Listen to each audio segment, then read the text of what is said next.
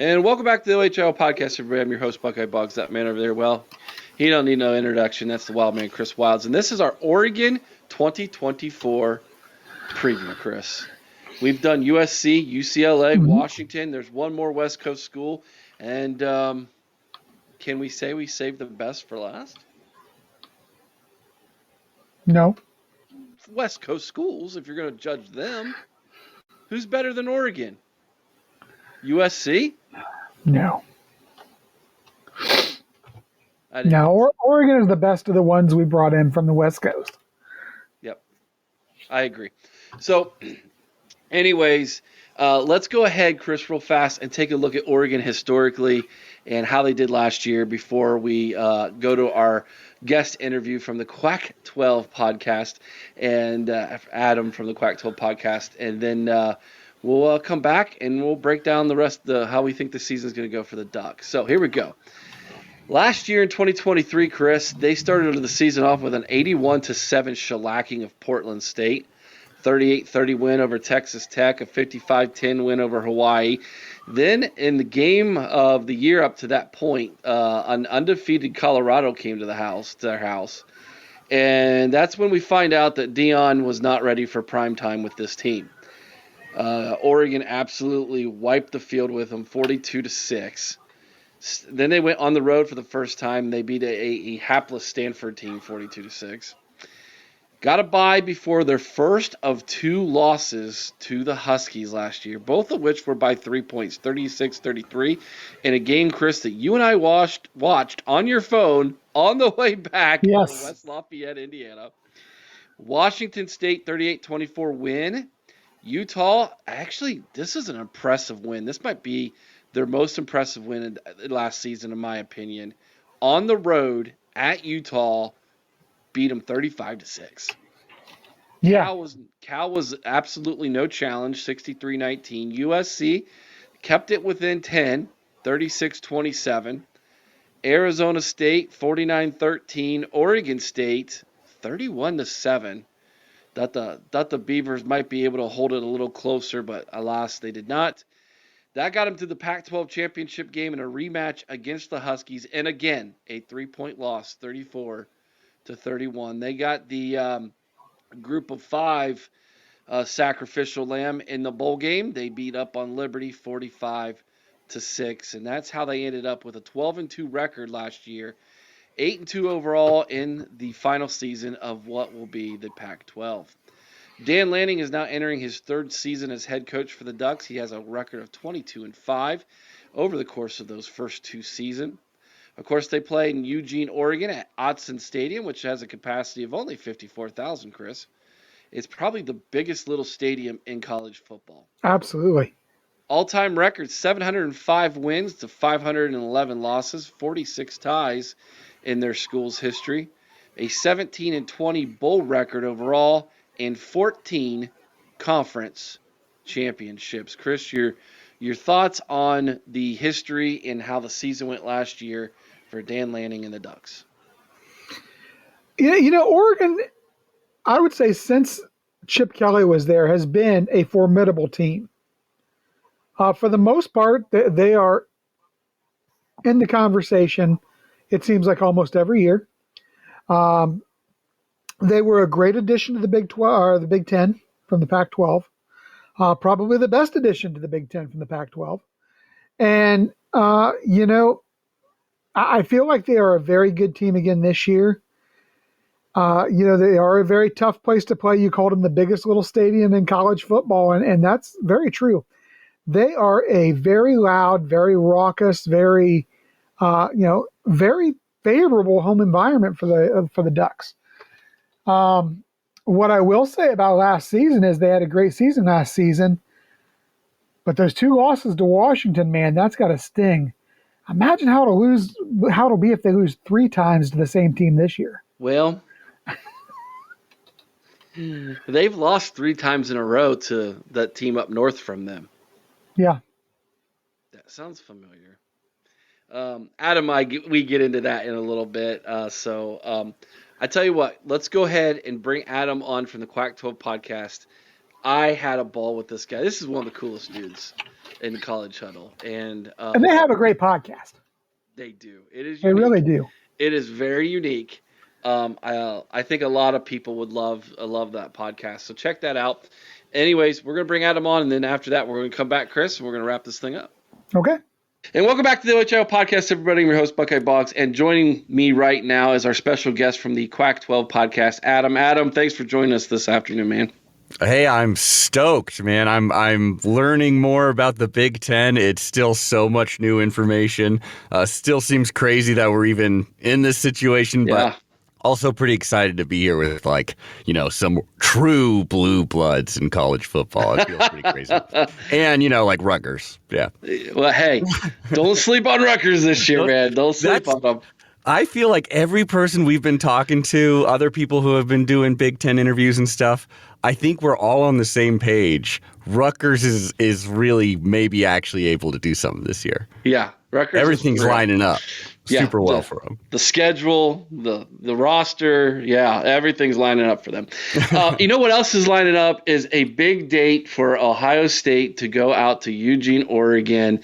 This is by far, outside of the last game we play in the month of November in Columbus, Ohio, which will go unmentioned at this time on this podcast.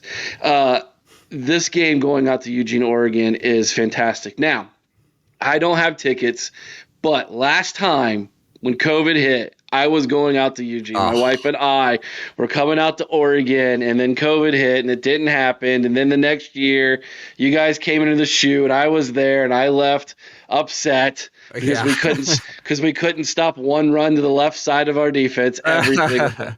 And by the way, Joe Moorhead coaches Akron now, who was the offensive coordinator for that game, and I've already yelled and determined that Akron will not cross the 50-yard line in that. That's not going to happen. I want to see Joe Moorhead fired. But anyways, Oregon is the most. I've heard multiple people say this. Oregon is the most similar team joining the Big Ten to Ohio State out of the four new teams. Agree or disagree? Oh, I would definitely agree on that. I mean, there is a bit of a difference where it's like Ohio State still very much, I think just about every Oregon fan would say this. If we're just talking college football, Ohio State has always been a step ahead throughout our 100+ year history. Like, you can really chart Oregon getting closer and closer to like Ohio State's level through the first 9 times we played, 9 straight losses, and many of them in Rose Bowls, many of them big games. Like, they all really bookmark big times in Oregon history where it's like, were they ready to step up? No, the answer was no. And so I think there is that difference. However, there are so many similar things going on here. I mean, innovative offenses as of late. As of late, Oregon has been recruiting on Ohio State's level as well.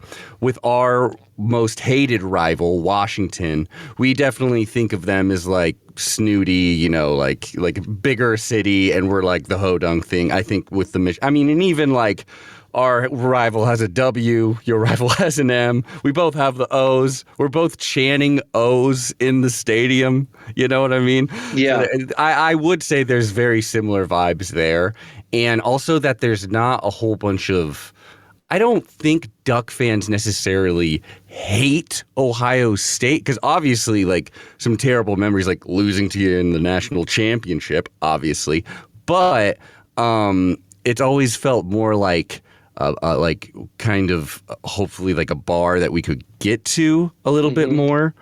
I don't think there's too much hatred for Ohio State, so I could imagine that. But I'm sure there's some Duck fans that are ready to rant online about that. Oh yeah. Well, I think it's more of like a competitive banter, more so than like just a rivalry. However, we will address this by the end of this interview, how that this could definitely become a new rivalry. And you know, that last win that I referenced, felt very much like a comeuppance by Oregon. Like, we're here now. It felt that way in Columbus. We've even I've talked about this. It was like after the win, but like far enough away where it was like our emotions were kind of, a little lower. We were talking about that. I believe if you take out postseason games, that was probably Oregon's biggest regular season win in its entire history. We really were looking at it, trying to be like where the stakes were as big, where the game of college football is near the size where it is now, and like what it means where they were both ranked. That probably was like one of Oregon's biggest wins. And it was with a quarterback that now a lot of Duck fans make fun of, Anthony Brown, and also a coach that now a lot of Duck fans make fun of, Mario Cristobal. But it's still like I always have a little soft spot in my heart for those guys just because they got us a Rose Bowl win and we beat Ohio State, which is something we had never done. It was pretty dang. And the horseshoe. That's what felt really crazy. And Kayvon Thibodeau wasn't there. Like it felt truly crazy. I mean, when we learned he wasn't playing, I was like, it's over. And I was like, no, it's not. And of course, that was a foreshadowing of that season and really that entire couple years of having a defensive coordinator that was just inept. And and as we went through the season, that became evident. I mean, he got yanked from calling the defense, and it was, but and like we pulled a total like Pac-12 move. We lost to Stanford like a couple weeks later. So like. So the similarities and the short but yet dramatic history between these two schools very much feels like when you look at who's coming in, and of course Ohio State only gets to play one of the new 4 West Coast teams, and of course it's Oregon. It just makes sense, right? However, when I did have the Washington podcast on here, they did also compare themselves, they said, to Michigan Light, and I was like, this makes perfect sense why Oregon hates you then. You snooty boys. It's like, my gosh. It's a tale as old as time, right? Right. Like that kind of dynamic. And then we're the snooty ones to Oregon State, though obviously Oregon State has like justified reasons to hate us now more than ever. But we don't need to talk about them though because they didn't make the cut, so it's all right. They didn't, and although I will give the Belligerent Beavers podcast some flowers.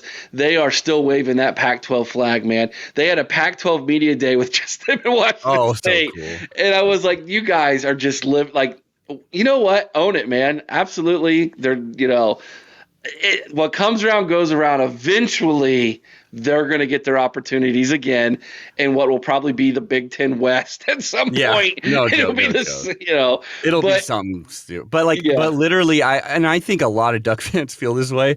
Is this whole situation with the like destruction of the Pac-12? Like I know like Pac-12 has not been like a true national power for the last decade or so, minus some like occasional like Oregon's or Stanford or Washington, stuff like that.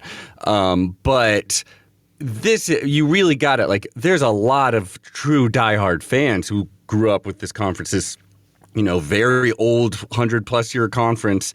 It does feel really like sad. Like there's a bit of true like grief in the death of it. And so combining that with, but we're hopefully making more money, bigger stage. It does feel like Duck fans sold our soul to the devil, and I will totally back like Wazoo and Oregon State. That's the real college football there. Like those fans and like what they're doing. I mean, they got totally screwed over, but if I wasn't a Duck fan, I would be so down for rooting for the Pac too. Oh yeah, everybody's waving their flags, man. Everybody's like, "Hey, come on, man." If one of them goes undefeated, which I don't see it happening, but if one of them were to go to undefeated, can you imagine if Washington? If they beat us, that'd be so. I would have to be like, obviously, I'd be devastated and furious because there's no reason why that should happen this season. But if Oregon State beat us, it also kind of be like, yeah, we deserve this, and this is going to be a legendary run. Yeah. Yeah. All right. So let's dive into a little bit more of the traditional we'll jump back off that track again at the end of this interview. But what are the main storylines out there in Eugene, Oregon, as you guys prepare for the 2024 season? The main storylines is, yes, we've been to two national championships. And yes, we've knocked on the door a couple of times, with like Joey Harrington or like that Dennis Dixon, like tragic season, or, like way back in the day or whatever. But this feels like the time where we're not really doing it through not a gimmicky offense, a cutting offense that like gives you kind of more bang for your buck out of like lower recruits and feel sometimes like you're getting lucky. And if one injury happens, you're like done for, like under the Chip Kelly era, or like Mark Helfrich and stuff like that. This feels like finally we got the whole blue chip ratio thing. Like I think it's like 75% of the roster or something like that. I think I read, and it's just like clear from top to bottom, like actual talent that realistically you're going to need to compete in the national championship, to compete against the best teams. And not only that, but now we've got even more games if you're going to get there with the playoffs. So you're going to have the depth. This looks like Oregon's first roster. It's definitely their best roster in their history if we're just talking about ratings and such. This is their first roster that looks like, yes, this is a true contender. And this is coming off, a couple of years where Georgia dismantled us. Granted, it was Dan Lanning's first game, Bo Nix's first game as a Duck, like a million reasons why, and Georgia was Georgia. But it looks like possibly this is a team that on paper should be able to compete against everybody. And it's not that kind of building where I think Mario Cristobal, I do think sometimes he kind of chases the stars. Like he's always good at building the line, but I think there was a lot more misses under Cristobal than there appears to be under Dan Lanning. We're still super early in his like coaching like life and his career at Oregon, but it appears to be like the roster management is the most impressive thing in the Lanning era as of right now. Like nice. I truly believe, yeah. Yeah. I do think that there's definitely some potential for Lanning to come in and really ruffle some feathers in the Big Ten. Mm-hmm. He's already doing it in recruiting. You guys came into the state of Ohio and took a boy. That's right. Came right in and said, whoop, we're going to take him, and we're probably going to take the guy from Northeast Ohio too, which never happens, by the way. I'm talking about McNutt, 5-star recruit. Whose dad. That's after you guys got Carlos Loughlin from us, so we thought, okay, well, we're going to lose a little bit of recruiting power here, but yeah, it's amazing. Yeah. So, piggybacking on that with that storyline, the storyline here is the NIL and Phil Knight in Oregon. Mm-hmm. For the fans who believe that Oregon is just paying for a roster. Of course, Ohio State's doing pretty much a similar thing as well. Not that we have an endless pit of money to give to NIL. Of course, ESPN writes the article that's apparently the situation in Eugene, Oregon, is an endless amount of money. What's the truth, Adam?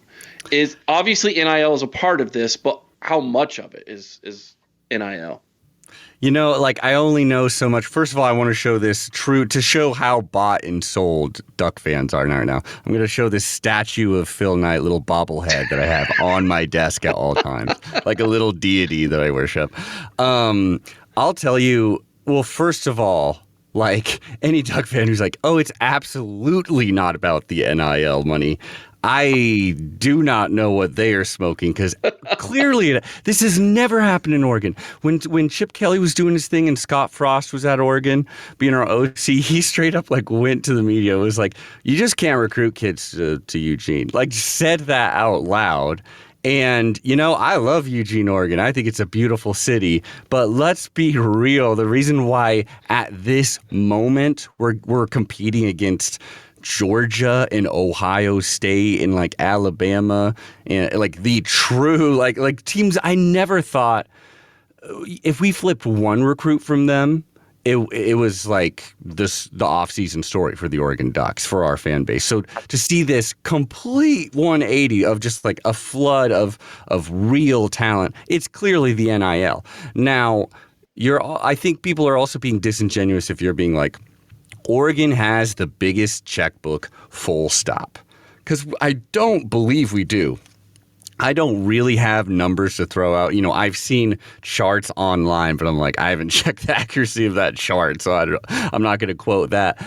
But I do know that it's just clear that like teams like a Texas and Alabama, Ohio State, we all got a lot of money. And at a certain point, having, an extra 6-8 million when you already have X amount of million, like you're gonna need to do more to kind of distinguish yourself from all these other ones. And I think what we're really seeing is that what's helping us is not just Nike's money, but Nike's organizational skills. Because for those that don't know, like Phil Knight went to the University of Oregon, back in like the Prefontaine legendary runner of the 70s. Right. They made 2 biopics about him. Back in those track days, we are called Tracktown USA, and then Bill Bowerman and Phil Knight, like they make Nike, and then Phil Knight gets even more into football in like the 90s and 2000s and goes like, how much money would it take to win a national championship? He's now 80 whatever and is fully being like, I want to pay X amount of money for my team to win one national championship before I die. And not only are we getting so much money, we're getting the organization of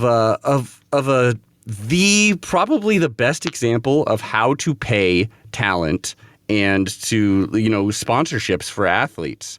So the second the NIL thing happened, we were fully ready to go above board. And a lot of these rich teams, you are hearing these stories of like, oh, this player is going here, but at the last second, the amount that they kind of, shook on doesn't play. I think Oregon, it is always like, nope, here's your check, bing, bang, boom, it clears. Like, I think it's just a really well-developed NIL machine. Plus, Dan Lanning just turned down Alabama.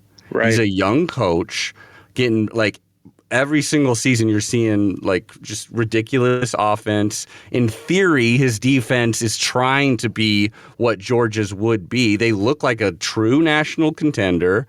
And, I think that's enough for a bunch of talent. But I mean, we're fooling ourselves if you're not talking about the NIL, Yeah. It is real. It's like you said, checks that aren't bouncing coupled with momentum.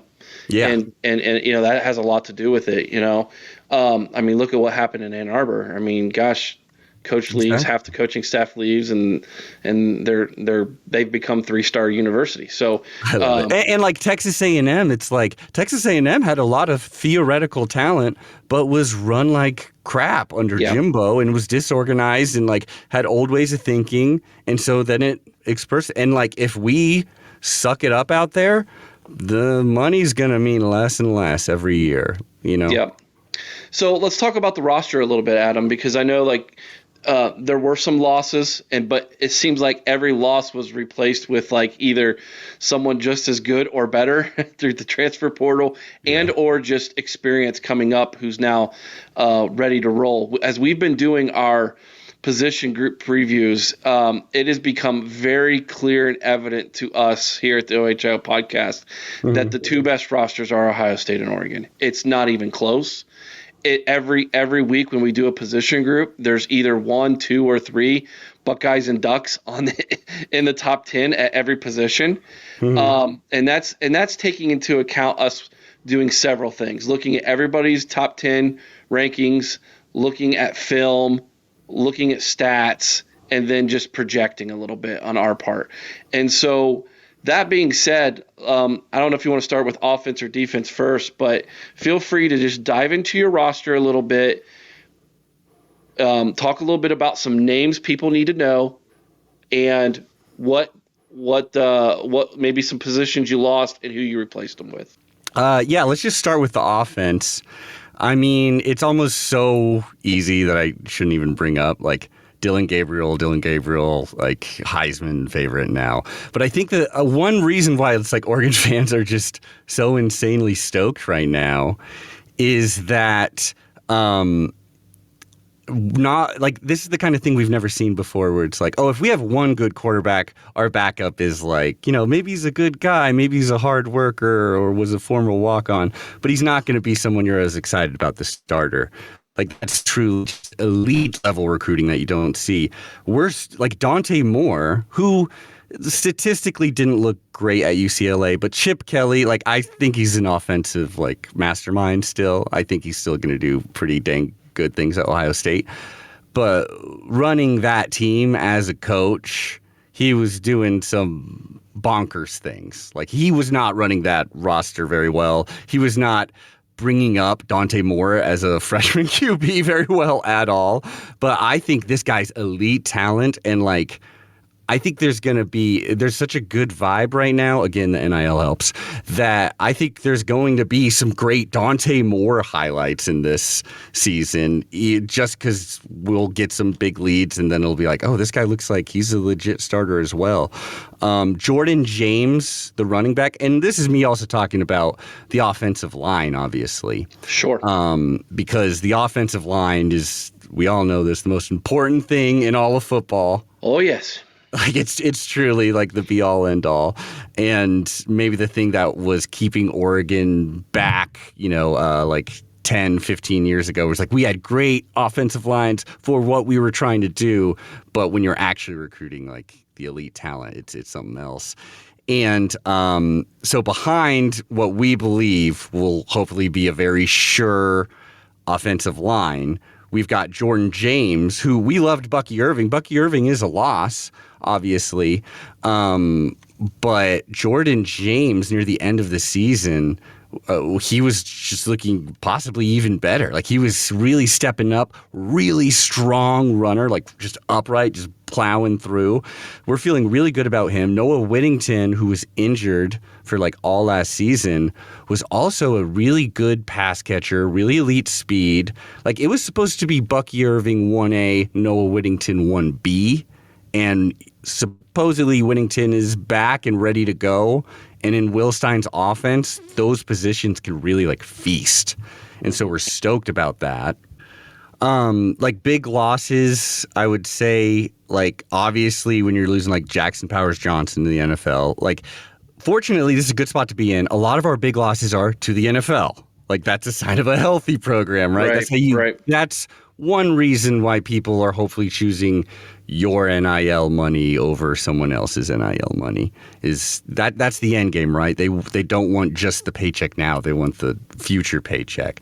So losing those guys is obviously rough, but I'm feeling pretty dang confident in the line that we have now, and that they've properly orchestrated so it's like there's not 3 transfers coming in or 4 transfers coming in as starters, because that can really be like a death note. Like Josh Connerly Jr. looks like someone who's ready to replace that NFL talent. And like a Johnny Cornelius, he transferred in last season, but looks like he's ready. Like we're hoping that he's ready. So on the offense, and like even like Troy Franklin, we're losing him, getting NFL talent, but this is the best receiver room, which I think every Duck fan will agree with me on this. Even in our best classes, like we've always been a bit weak at receiver. Like a list of the top 10 best receivers, a lot of not Duck fan for Ducks. A lot of non-Duck fans won't know a lot of those names, I'd say. And like when we played you in the national championship, 2 of our top receivers get out, one for like getting busted for weed, one being injured, and the offense was significantly hindered. Like this is an offense that's got so like Trayshawn Holden, who we believe was a victim of the bad management at Texas A&M. We believe that he is as elite as promised. He looks so good right now. I don't think there'll be a misstep there from Troy Franklin. And Tez Johnson, like he was there before. Obviously, he's Bo Nix's brother and could have gone for the draft. I mean, there was some pretty dang good receivers that went to the draft, most of them from Washington. But Tez Johnson, like he just broke the record for most receptions in a single season for us. Apparently, is working really well with Dylan Gabriel. So on that note, like I don't think there's many losses on the offense, and then on the defense, I like Ben Roberts, who went over to Michigan State. Like it's funny they we switched nose tackles. Mm-hmm. Like we got Derek Harmon, who looked good to us and is highly rated in the transfer portal, because once Jonathan Smith goes over there, he doesn't want to be there anymore. He transfers to us, and that news, it appears, like Ben Roberts is like, okay, well, there's a spot there, so I'm going over there.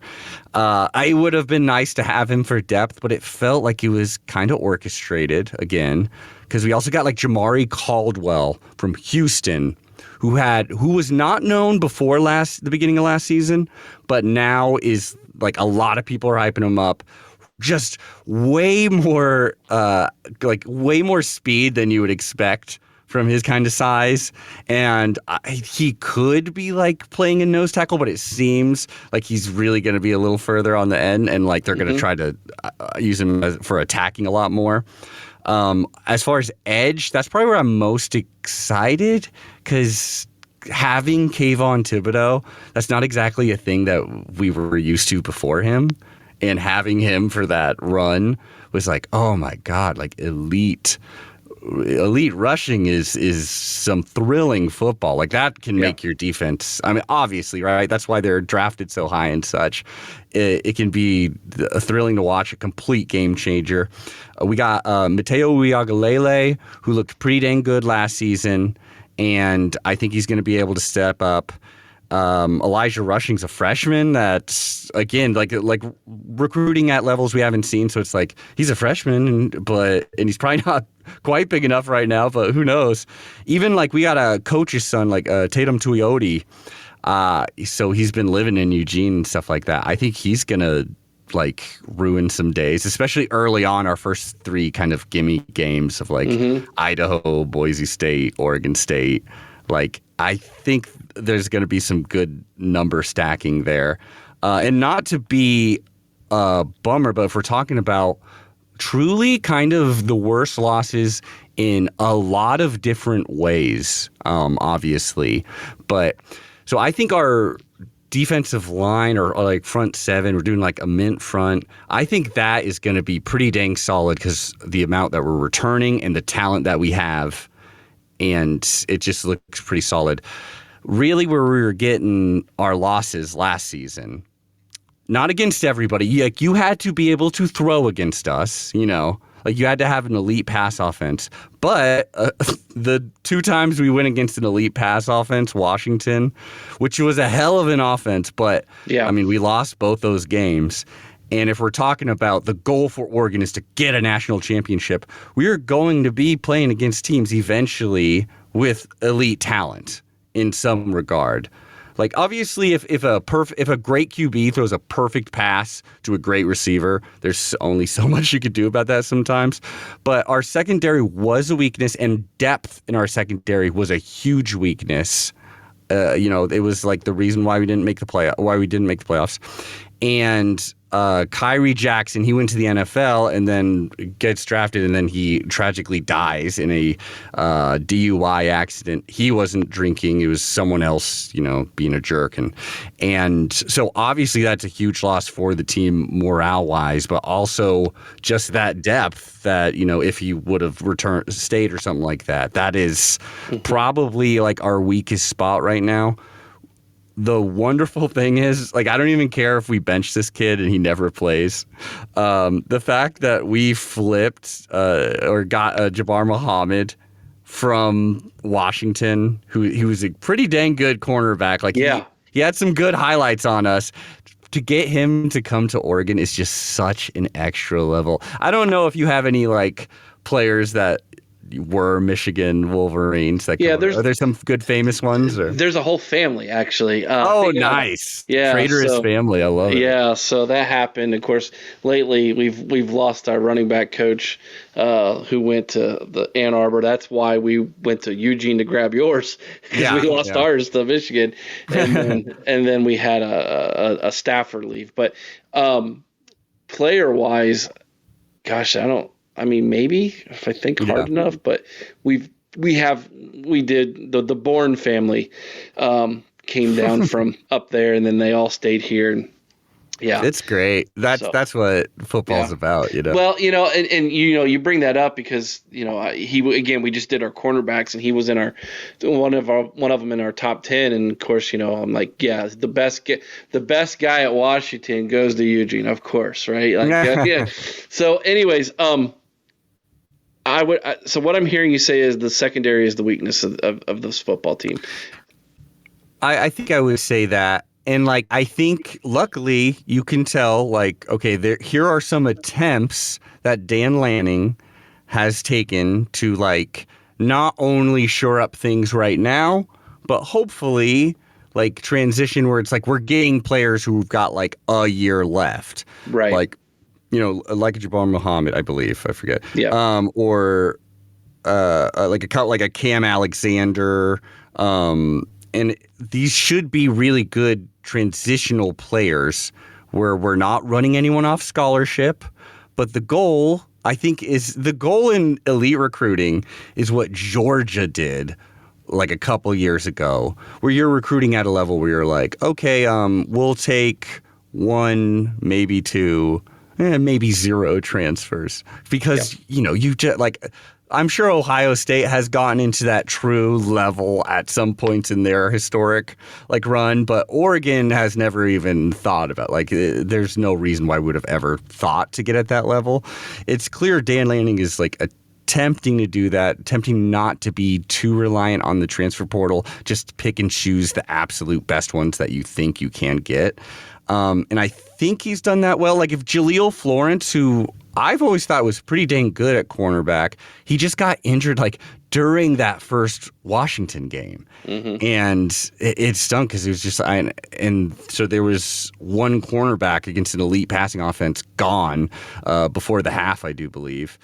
And but he should be good to go. I think he was not playing in the spring game, but I think that's just out of extreme caution. Sure. Tysheem Johnson looked pretty dang good. He transferred from Mississippi, and I thought he was pretty solid.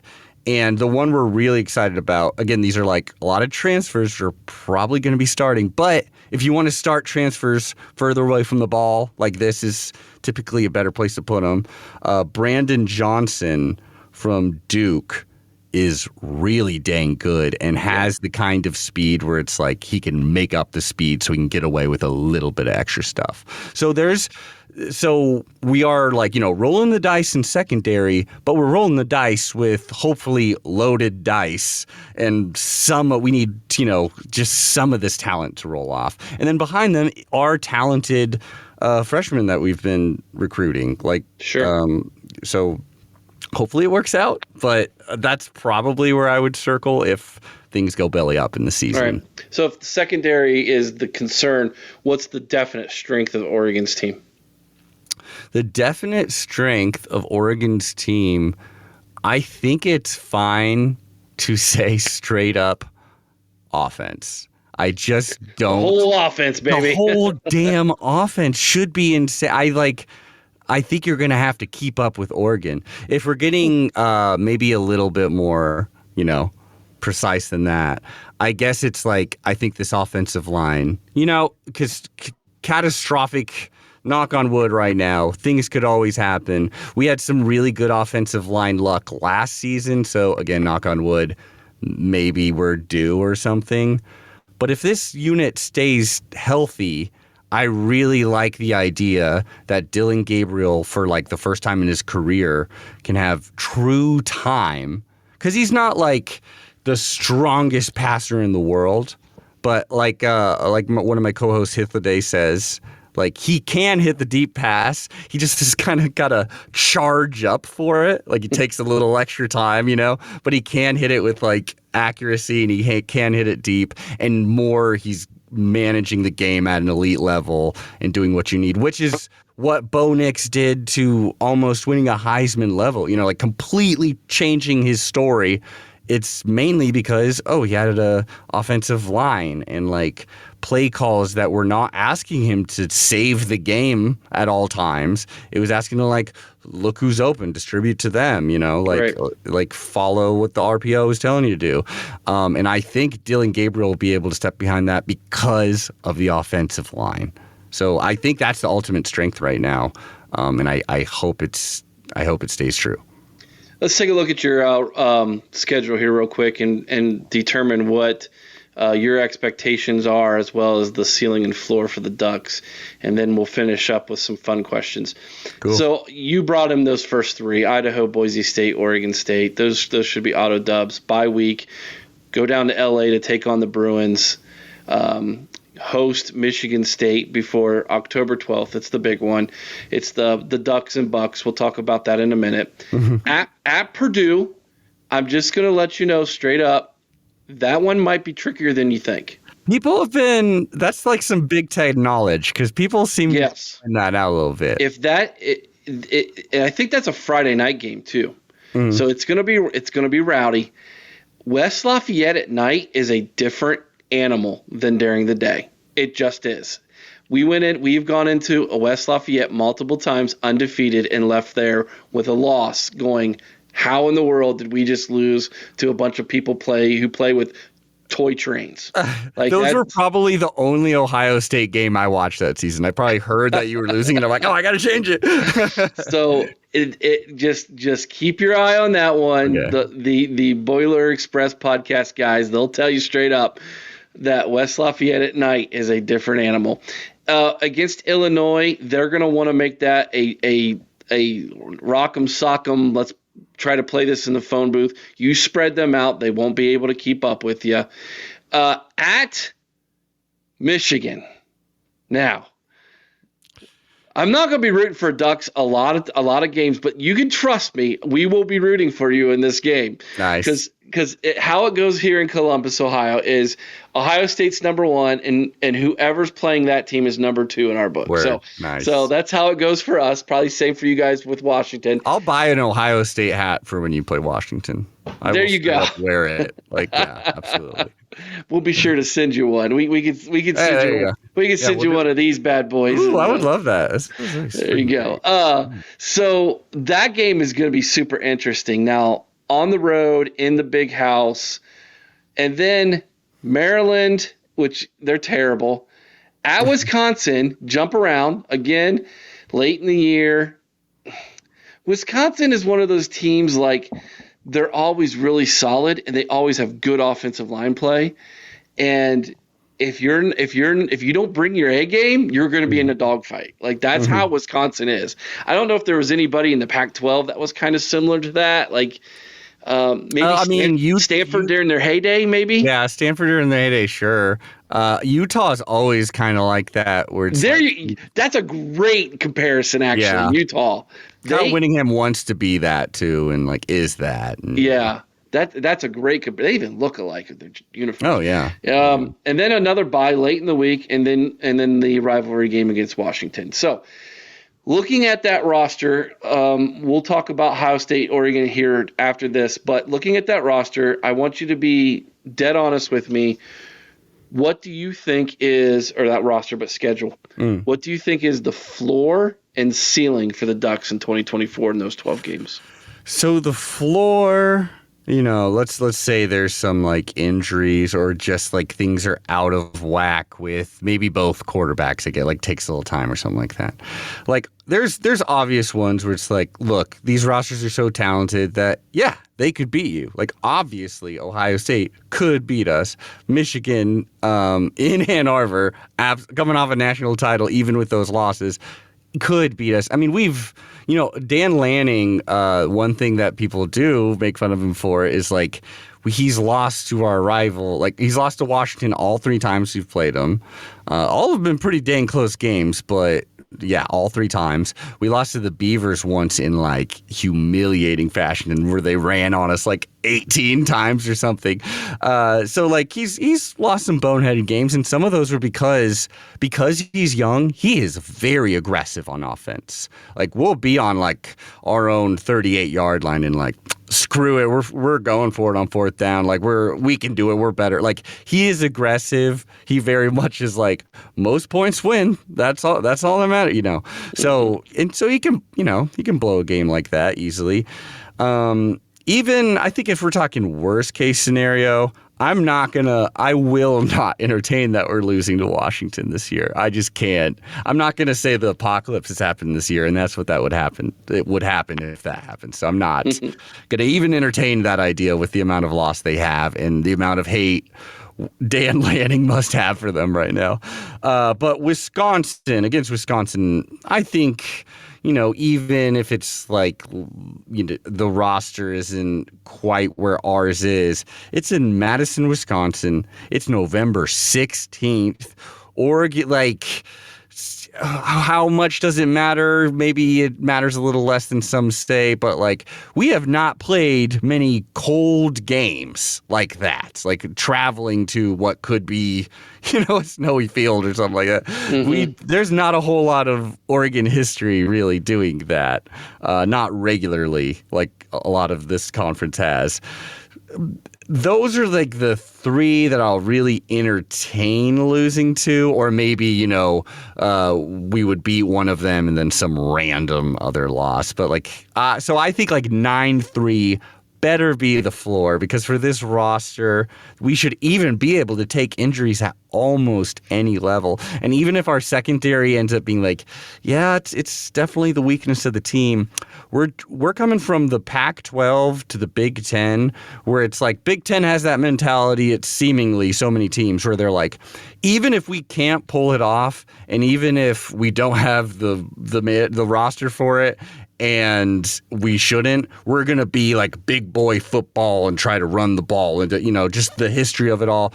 West Coast is like, even if we can't pull it off, even if it's going to hurt us, we're going to throw the ball. We're going to be high scoring offense, typically, not all of them, but definitely the general you run into that a lot more. And like for bad or worse there. And so I just think like we're going to get challenged overall less in our secondary than we did like the last 2-3 seasons. Not from like the big boys in the Big Ten, but I think against most teams, it's like I feel very confident. Dan Lanning's defense is far from where he wants it to be, like Georgia's, but I feel confident in his ability to stop the run. He's pretty dang good at that every single season he's been here, the 2. And so I think some Big Ten teams are going to be like, when we don't have that option as much, our offense becomes actually pretty dang limited. So I think 9-3 is the floor. I mean, with the hype that we're talking here, with the possibilities, if we got lucky, we win every dang game and we win the national. It's our first national champion. Yeah, I don't think that I don't think 12-0 is stretch for saying that's the ceiling. Like I said, the roster sets that up for you. I have a theory about West Coast teams that I'm going to run by you real fast about the 4 West Coast teams joining.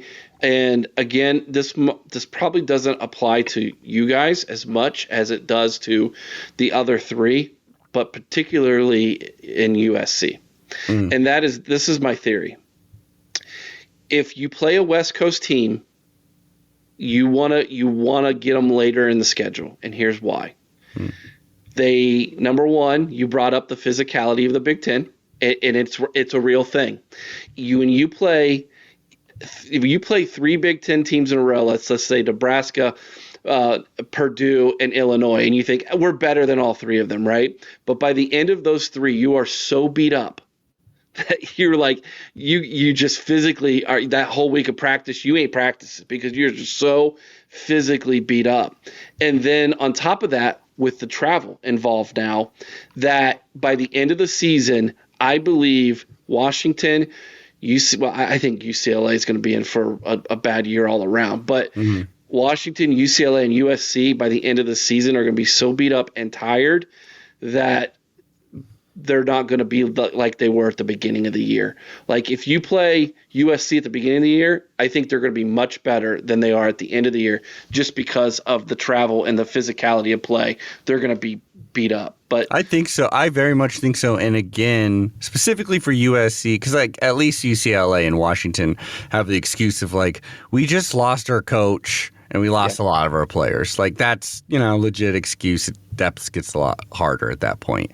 And the travel is why I think Oregon probably will lose at least one game just because it's like, what an ask. All of a sudden we got to so many crazy road games, which would have been like one a season. You travel to Madison, Wisconsin. No, yeah. But USC is like, there's no excuse. Lincoln Riley should have both those lines so much more just ready to go. But like even the offensive line, like, yeah, they're returning starters, but I don't think they're like good starters, honestly. And again, in the defense, he's just kind of punted, which is kind of what he always has done. I kind of think Lincoln Riley is going to – I think he's going to be at USC for a while. But I think more and more the shine is going to come off of Lincoln Riley when it's like it seems like the general momentum for college football is kind of going a little bit more backwards. Like, obviously, you got to have elite offense. You got to score more points. Like, it's kind of the same, like, quick, crazy, fast offense is going to be the name of the game.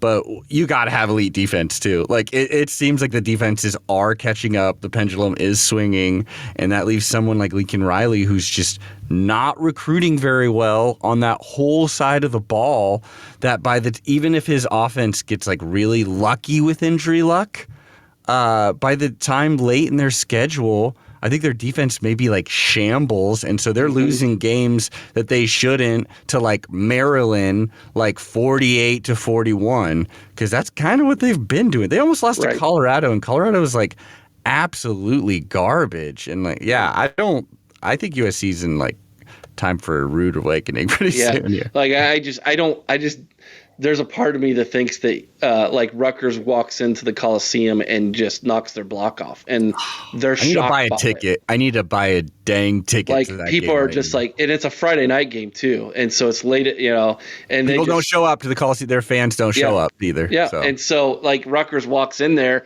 and it's like their Super Bowl, and they're like 5-1, 6-1 on the season, and they're playing for potentially maybe college football playoff berth. And USC is just like, it's Rutgers, and then all of a sudden they're down 4 scores. Like, there's a world where that exists, and and they may quit on the team because they have 3 losses before they get to that point.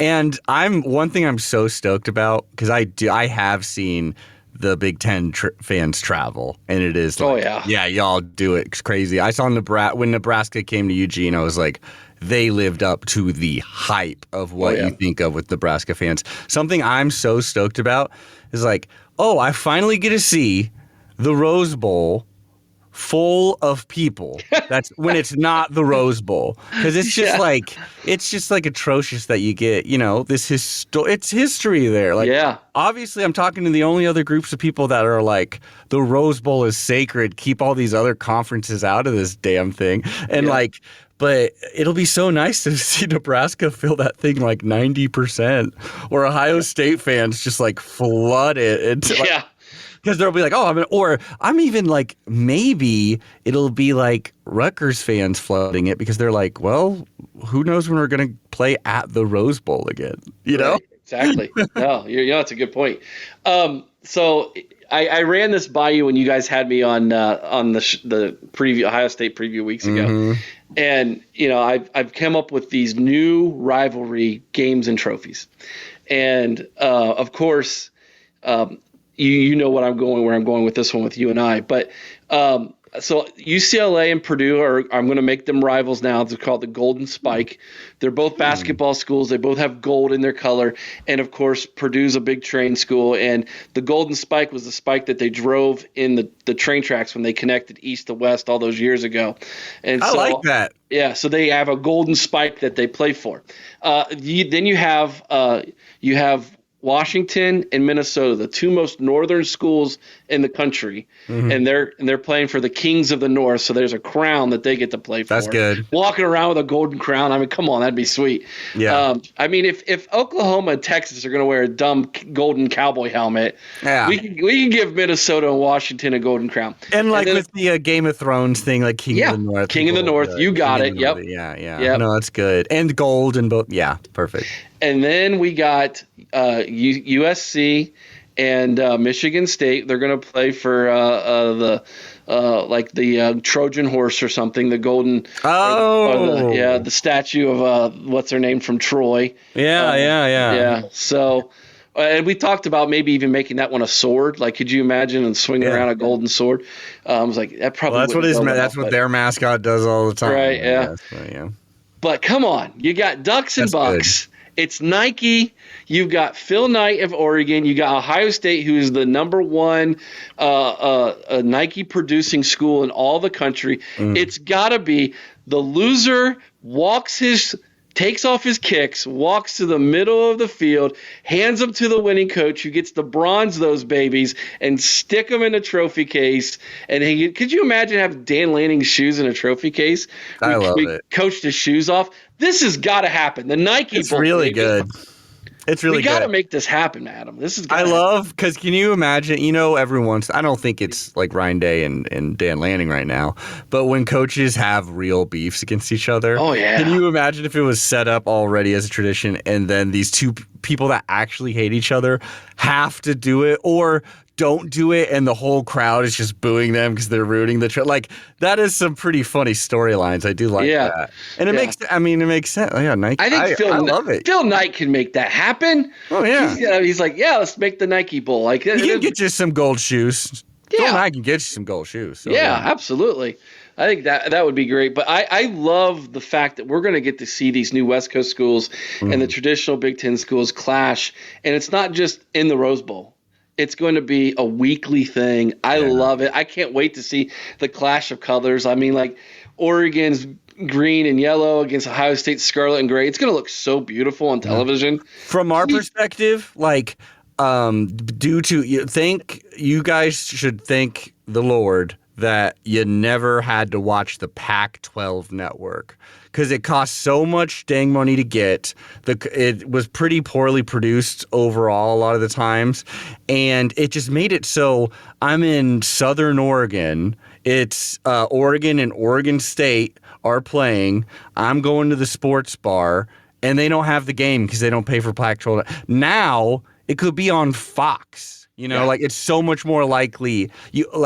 These four, Oregon doesn't have to be a top 25 team to possibly land on Fox. We're going to be on Fox, and people can actually watch us play. It means a lot to a lot of these teams. Fox, NBC, and CBS, all three, all day long, baby. And then, of course, you got the Big Ten Network, which is free. So people will have that one as well. So what city, I should say, out of Columbus, instead of Columbus, I can't say that. What is your favorite Big Ten city to actually visit, have a good time? Oh, man, that's a great question. Not even necessarily the game's going to be good. The football Piscataway, New Jersey is obviously. Okay. I'd be pretty down. I've been thinking it. It's the birthplace of college football, number one. So there's a lot of history there. You're really close to New York City if you want to go there. Jersey Shore. You're probably winning if your team's playing there. Yeah, you're probably yeah. I tell you, the most underrated is actually overrated. Sorry, is Maryland. Interesting. DC. Yeah. It's icky. No, thank you. Most college town is got to be Penn State because there's nothing else there. I've seen that. I found out because I was like, maybe I could go to Philly, and then I looked it on a map. I was like, oh, absolutely. Like that is away. It is like I live in the middle of Ohio, and that's the middle of Pennsylvania, and it is a 5.5, 6 hour drive. Like it's not easy to get to. There's no, and then the hotels are an hour outside of the campus. Really? Like, it is. What are they doing?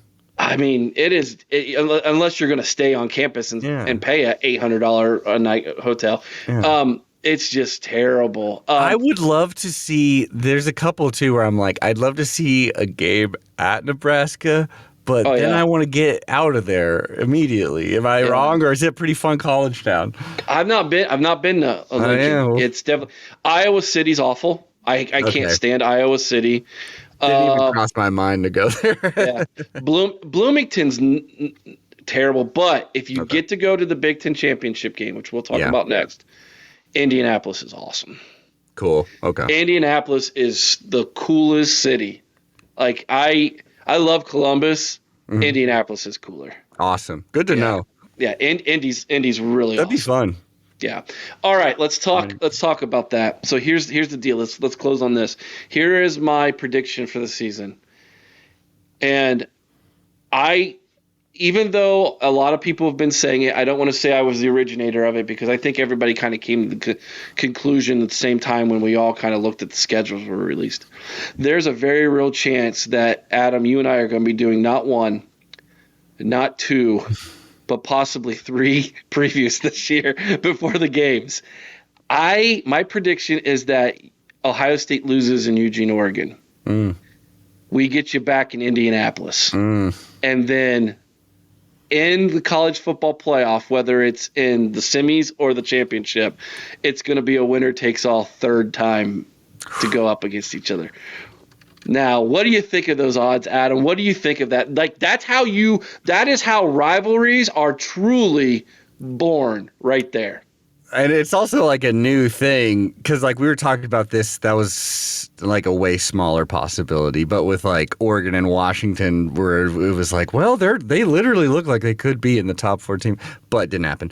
But the idea of playing a team 3 times in college football in a season is truly nuts. Like that happened in like 1897 when there's only 5 teams on your schedule, or like right. 5 games, 2 teams. But yeah, that sounds amazing to me. I'm going full crazy optimist on my side that I'm like, oh yeah, we're winning every single game and we're winning a national championship. Do I believe it? It's like, I don't even know if we'll ever win one, to tell you the truth. But I'm going full on there. That sounds as believable as anything, especially because it's like, yeah, I really think it's possible because if you just look at the the experts, they've got Ohio State, Georgia, and Oregon as the best 3 rosters, right?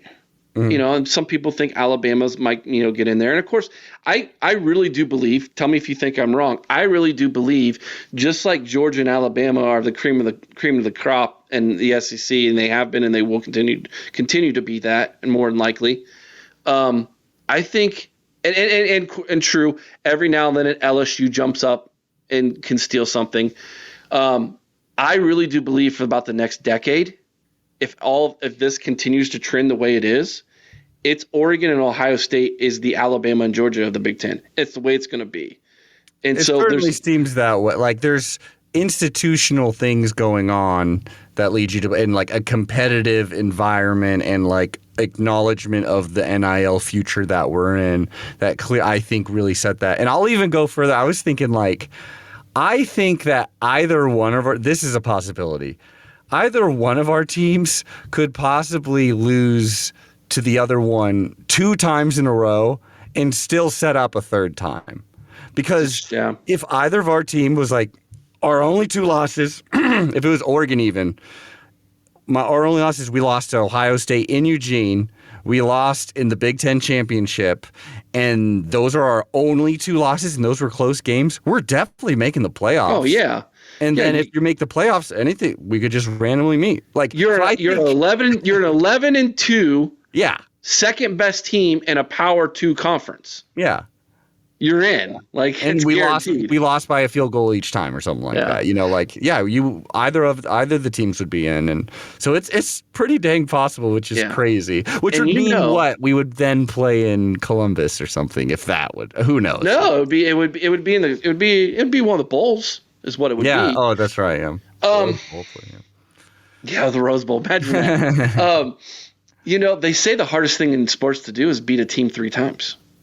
Yeah, well, Washington literally has beaten us 3 times. It feels like the same 3. I know it was two different rosters for those 3. Right. But I swear it felt like we watched the 3 games, the exact same game happen 3 times. Ugh. And each time we were like, well, it's hard to beat a team the second time. And then we're like, oh, dude. But yeah, no, it'd be crazy. And usually it's like we play Ohio State once every 10 years, it seems, you know, or as a thing of the past. It's a truly bonkers idea to be like, we're going to play Ohio State, Michigan, and Penn State regularly. Like, Penn that State. Is pretty bonkers. Penn State is so overrated, my man. Oh yeah, I've been paying attention too, where I'm like, well, you forced your name in there because of like a lucky season, basically. They escaping by, yeah. Well, I was just in Pennsylvania, and I swear I was 2 hours from Penn State. I swear to you, I saw more Ohio State gear on people than Penn State. I mean, like their fan base right now is just in that friend zone, like with James Franklin. Like, yeah, we like him. Oh yeah, but you know, exactly. It's like 9-3 every year. Like, it's hard to complain about 9-3. But like Ohio State's brand so big, I could tell you of like a bar that all you Ohio State fans could go to in Portland, because it's basically an Ohio State bar. Like it's a big one, you know. It's one of the hats I see more regular, like Oregon State, and then probably like Ohio State could be number 3. We're everywhere, man. That's how it goes. Adam, tell everybody where they can find the Quack 12 podcast. We might have some Oregon fans watching this for the very first time and don't know who you are and really enjoyed that content. Where can they find you, my friend? Well, first, if there are any Oregon fans, don't roast me for anything that I got wrong or whatever, because I don't care. Quack12podcast.com is our website where you can find every single week since the year 2017. That's right, the Willie Taggart era of the Oregon Duck football history. We have produced an episode every week since then. Even in the off season, often multiple ones. We have 2 different kinds of sides where it's like me and my co-host Aaron kind of go for like a Bill Walton take on sports commentary. And you guys do that very well. I might. Yeah. I mean, it's, you know, we stay true to the weird Pac-12 after dark kind of roots. That's what we loved so much about it. And then we also have Hithliday, one of the greatest film reviewers online right now, putting in crazy amounts of work. We were lucky enough to convince you to come on the show and get your expertise and run through the entire roster. We did. Like literally the entire roster except for the kickers. Yeah. And it was so nice to have you on there, like knowing. I mean, it's amazing all the Big Ten friends we've made in like 2 months too. Because all of a sudden we had to. So at Quack 12 Podcast on Twitter or X or whatever it's called. And then just follow us on whatever podcast app you got. Beautiful. Thank you so much, Adam. We will be seeing this gentleman's face again very, very soon as we get into the season. Thank you so much, Adam. I really do appreciate having you. Yes, and Phil Knight's bobblehead there. I'll make sure to have my Woody Hayes bobblehead with me. Yeah, there you go. There you go. We'll have Phil Knight and Woody Hayes shaking their heads back at each other. Who would have ever thought that this day would have come? But I'm glad it is, and I'm glad for our new brethren at the College Huddle. You can also find the Quack 12 podcast over at the College Huddle. Head on over to collegehuddle.com. There's Adam, myself, and we just picked up USC. Woo! So we've got all 4 of them from out west now over at the College Huddle in the Big Ten. So looking forward to that. And then, Adam, we'll be seeing you very soon. Thank you so much, my friend. I'll see you at the Nike Bowl. There it is. We got to make it happen. All right. Thank you so much, Adam and the Quacktail podcast, for coming on and helping us out with the preview of the Oregon team. So, Chris, let's go ahead and dive into the roster. Of course, Adam did a lot of talking about the roster, so I don't want to spend a lot of time on it, but I will say this, Chris. As we've been doing our position group previews, it has become very evident, it is incredibly clear that there are two rosters in the Big Ten that are heads and shoulders above everybody else. One is Ohio State, two is Oregon, and there's no question about that. Yeah, I agree. I think the big question for Oregon, and they've got some very highly touted quarterbacks in there. But you know what? I'm honestly not sold on either one of those guys. I know that's something you and I disagree on. We do. I think that, Papa Smurf from Oklahoma just doesn't do it for me. Man. I do not think of Dylan Gabriel highly just because he really didn't play competition, and I know that they can say the same thing about Will Howard, and you know what? I can't argue it if they do. I don't believe that the Pac-12 or the Big 12, either one, is known for their defense outside of maybe Oklahoma State in the Big 12, or the Big 12. So. But yeah, I mean, these are stacked rosters. We've talked about it, Eric, in our position groups. Two tremendous guys at receiver. Yes. They've got probably the best, if not the best, one of the best offensive lines in the game. Not just in the Big Ten, but in the game. I think their offensive line's better on paper than Ohio State's. Now, it remains to be seen to see what kind of improvement Ohio State's line has made this offseason. And so I can hear the chat yelling at me already. Eric, you're not giving enough credit to the improvement of the offensive line. But these guys have shown it where Ohio State hasn't. Yeah, absolutely. So I agree. I don't disagree with you there. I'm interested to see what happens with the running backs, Eric. Yeah. I'm really high on. Yeah. Let's take a look at the roster real fast. Yeah. Let's take a look at the roster real fast because I think – obviously James Jordan at running back, like you said, I'm super high on him. Don't sleep on Noah Whittington, they said. Of course, Dylan Gabriel, you talked about him, and is obviously his inability to grow another inch or two to make you happy. Dante Moore was the starting quarterback as a freshman last year at UCLA under Chip Kelly. He transfers to Oregon. They are going to use him. He's not going to just be sitting on the sideline being Dylan Gabriel's backup for the season in case of an injury. He will play. Terrence Ferguson is a very good tight end. I really like Ferguson. You have at wide receiver Evan Stewart and Tez Johnson. I think probably if you're looking at upperclassmen, the best 1-2 punch at wide receiver in the Big Ten. If you're looking at upperclassmen, I still believe Ohio State's depth at wide receiver is better, but it's also unproven. However, the track record says there will be a sophomore who will absolutely explode on the scene. Are you going to make me go off on a Jeremiah Smith tangent again, Eric? I will not. However, okay. That remains to be seen as well. And then look at this offensive line. Josh Connerly Jr., Marcus Harper, and I can't say the center's name, but he's a real good one. Matthew Bedford transfers in, and then I think what might be the best, one of, if not the best offensive lineman in the Big Ten, in a Johnny Cornelius. So yeah, this is a loaded offense. I don't know that they're as deep as Ohio State, but I definitely think pound for pound, Chris, the Oregon offense absolutely is going to be able to play with the big boys. Well, I'll tell you, this is the thing I will say, Eric.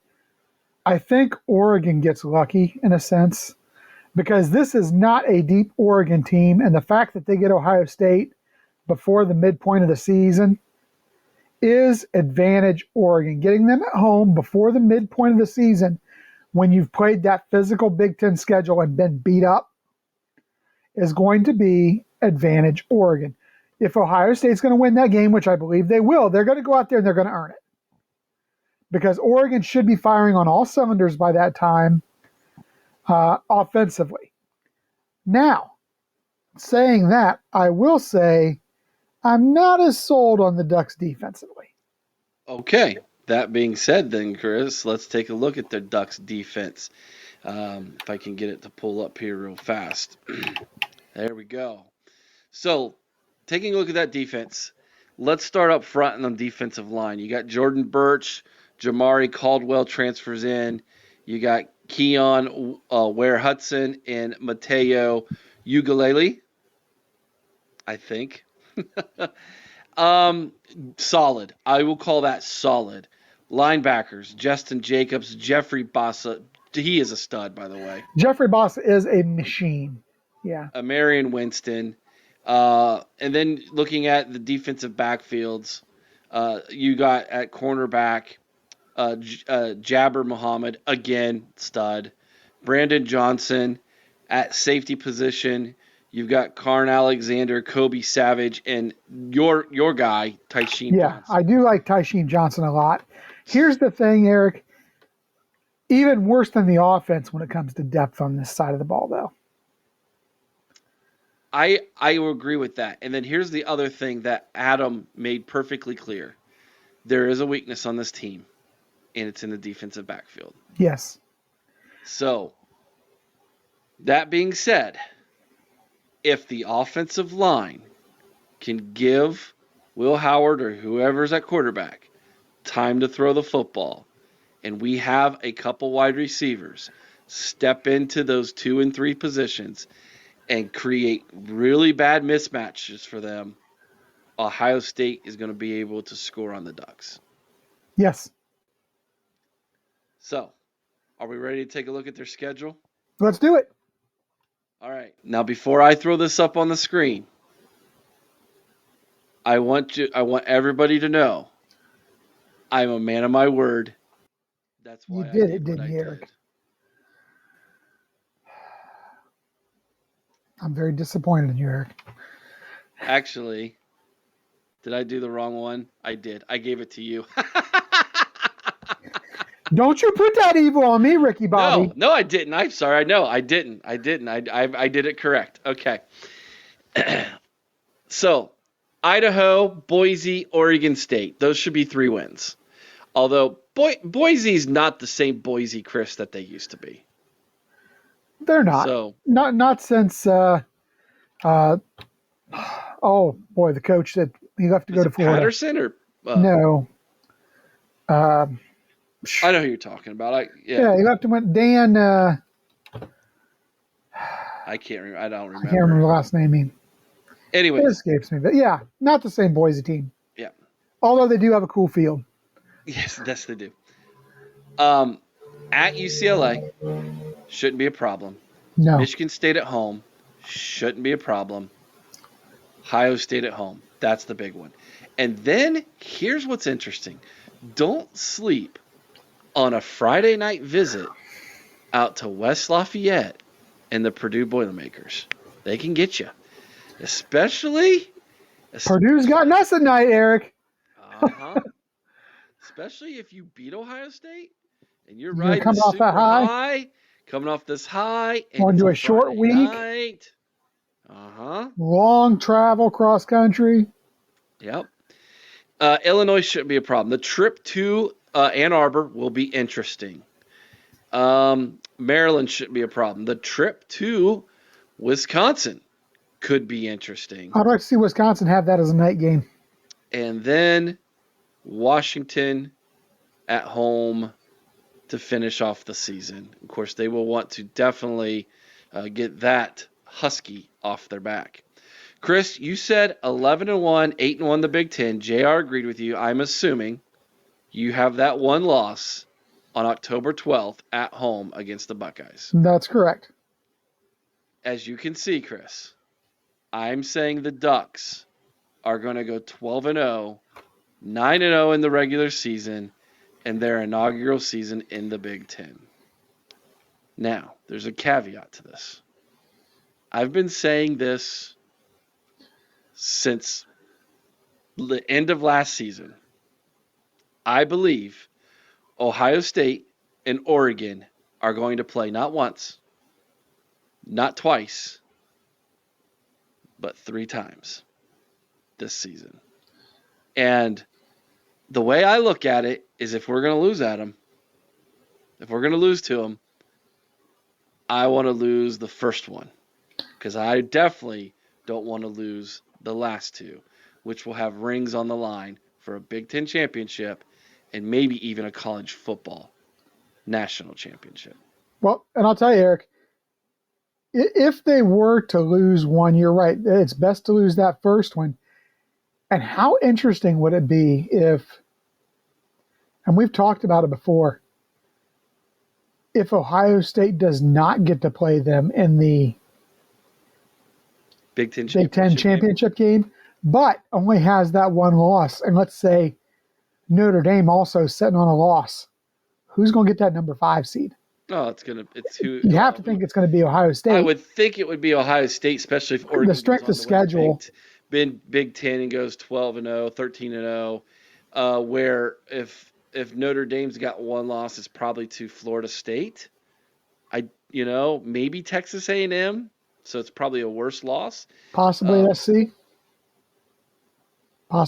No, Notre Dame's gonna wipe the field with USC. At the end of the year, USC is going to be tired. They're going to be beat up from playing the first year in the Big Ten, and Notre Dame's going to come in there and probably with an opportunity to bolster where they land in the college football playoff. So, but Eric, at the same time, this is a Notre Dame team that we have seen since Brian Kelly was there and with Marcus Freeman that have lost some games that they should not lose. True. I mean, all I'm going to say is Marshall. Yeah. Who was on our schedule this year, by the way. Yes. I hope you've enjoyed this preview, everybody. We've had a lot of fun putting these together. Please like, share, subscribe. It really does help our channel. If you're an Oregon fan and you found this preview, we hope that you enjoyed it. Let us know in the comments. Do you think we're crazy? Do you think we're spot on? We'd like to know what you think. And by all means, please give the Quack 12 podcast, our sister podcast from the College Huddle, a watch, listen, follow. They have a great website, by the way, as well. So go check out their website. And go check out our website, theohiopodcast.com. By the way, this video will be turned into an article, and we'll have an Oregon preview, as well as an Oregon preview in our magazine that is going to be coming right around the corner that Chris and I have been working on, a 2024 season preview for the Buckeyes, a magazine from the OHLO podcast. All right, Chris, till next time, OH. IO. Go Bucks.